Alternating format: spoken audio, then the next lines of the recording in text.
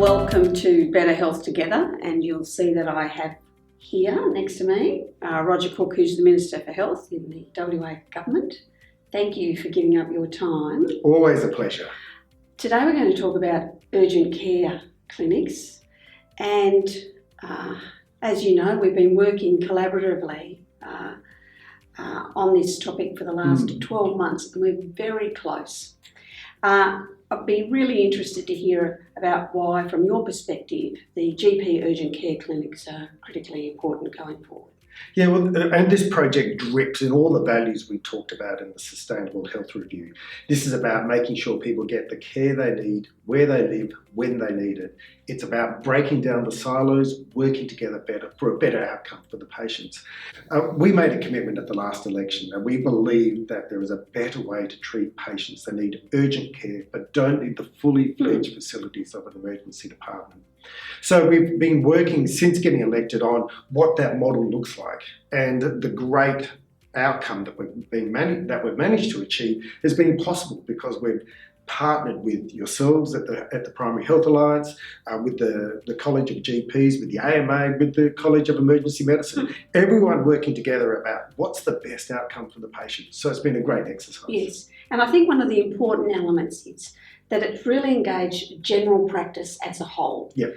And in fact, some of the benefits already are GPs engaging in upskilling around urgent care treatments in their practices. But from your perspective, what does it look like? What will this GP urgent care model look like? Yeah, well, we know from the Sustainable Health Review that there's about 190,000 patients a year that are currently presenting to emergency departments. These are typically your triage 4s and 5s, where we know that the better way for care for them is actually for them to see a GP in an environment which is more appropriate for their illness or their condition or their injury. So if we can actually put them in touch with a GP in their local area, which means they get care quicker, it means they get care in a more appropriate environment.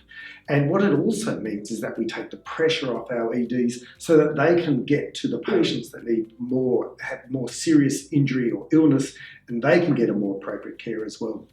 Yes, one of the really interesting findings early in this process was the discovery that demand in emergency departments actually relates to the opening hours of general practice. Yep. 8 a.m. to 8 p.m. And I think for many of the general practices involved, that was a bit of an eye-opener to see that these are actually patients that could be served by them in their community. And I think one of the other sort of great outcomes is the way we've managed to create a solution to a conundrum strategy that's about engaging general practice to the betterment of general practice across the board.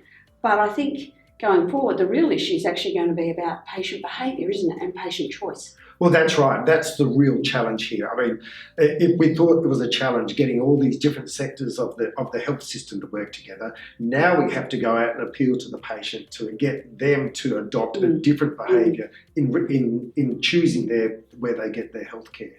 So that's going to be a particularly important part of the project, really in making sure that there's a great awareness amongst patients that there is this capacity out there in our healthcare GP health network, and that we can get better care to them if we utilise digital technology, if we make sure that they're thinking about why they need to get medical assistance and what's the most appropriate place to get that assistance.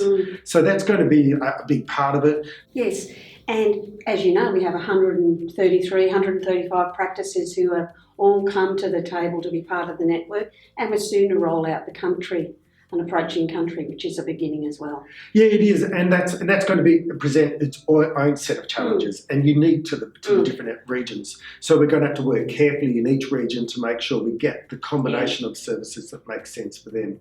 I think the important message there is that we have to get something which makes sense for that region rather than simply saying one size fits all. Yeah.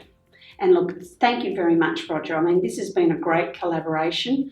Early days, I know, but I think the way we've approached this sort of conundrum of busy emergency departments and engaging general practice is really, one would not think an innovation, but it actually is. So thank you very much for your leadership and drive on this topic. Absolute pleasure, and great to work with the WA Primary Health Alliance on what I hope will be a particularly innovative health service.